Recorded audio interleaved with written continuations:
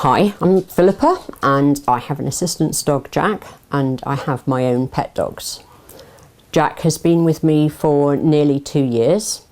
When I went to meet him for the first time, we were told, bring your own pet dog with you, because whether or not they can get on is a very important part of the decision as to which dog you're going to have.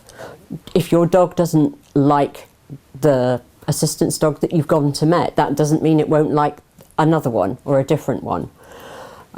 So Canine Partners work very hard at getting the right dog for the right person with the right family and situation.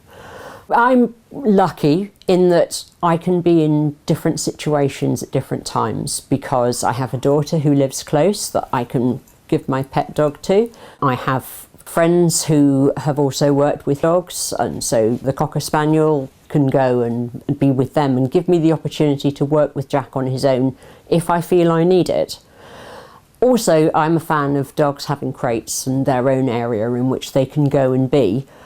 I wanted to start off with the other dogs being in their place while I worked with Jack, and then I would work with them on something, but that's quite hard to control when you're disabled. So I've ended up using the easier option. They go in the crate, I work with Jack, then they come out. Jack is not a dog that is bothered by other dogs, so he will go all day completely ignoring the fact that my dogs exist. And then he'll suddenly have, oh, I think I'll play now.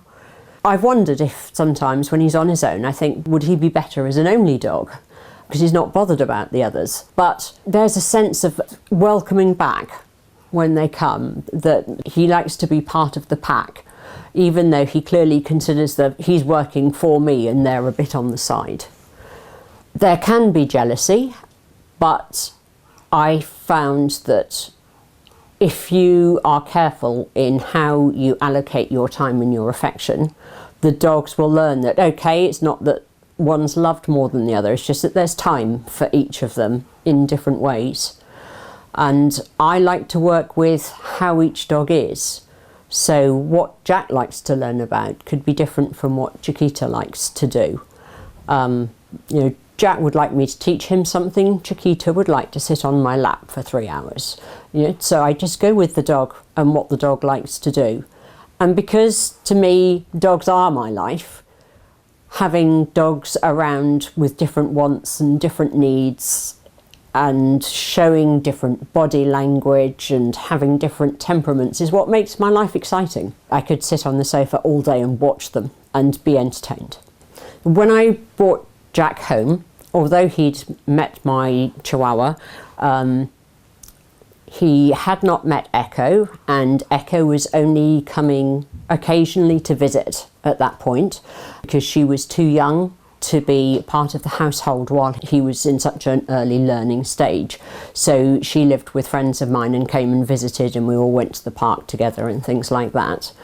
And my daughter looked after the Chihuahua for a fortnight, and we just solidly had each other. And then the main meeting place was then the park. We go to the park, oh look, they're here again, this is nice. And once everybody was looking forward to it, it was no move to bring them into the home. They just didn't go again. That was fine.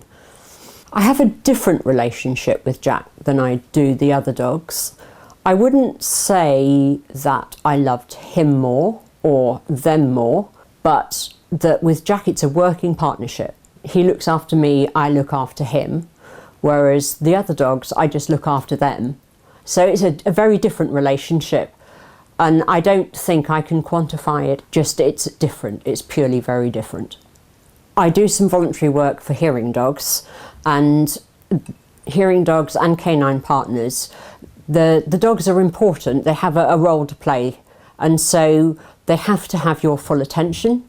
So if I was just going to the park, I wouldn't mind how many dogs were coming with me, we're going for a play, but if I'm going to a shop, or I'm going to a meeting, or I'm just going to walk along the pavement, it's very important that I have Jack on his own and then the hearing dog on their own, or then the pet dog on their own. Because if my full attention isn't on Jack, what if he spots that food or the cat? behaves wrongly and then has learnt a behaviour, I have to correct. So it's really important that we focus on each other when we're out and about. It's much easier to keep things right than to put things right after they've gone wrong. When I started off, Jack went with me everywhere, and I would add on a park walk for the other pet dogs. But then I realised that he was always with me, and what if I went into hospital or something? He would have learnt not to cope without me. So now I do a lot of turn taking, and that actually restricts how many dogs I have here, because how many walks can you fit into a day? And still work with the individual dogs. Jack came to me trained to be well behaved around meal times, going through doorways and entrances, being careful where he places his feet and things like that, because he's with a disabled person. And I realised very quickly that if my pet dogs didn't do the same thing, that would be something that I felt he would lose, because the excitement of getting through a door would override but I'm supposed to wait my turn. So I have made all my pet dogs go through the process of learning to be well-mannered as much as they can in the house, so that it enhances his life. As I don't believe it does theirs any harm, but it makes his better and easier.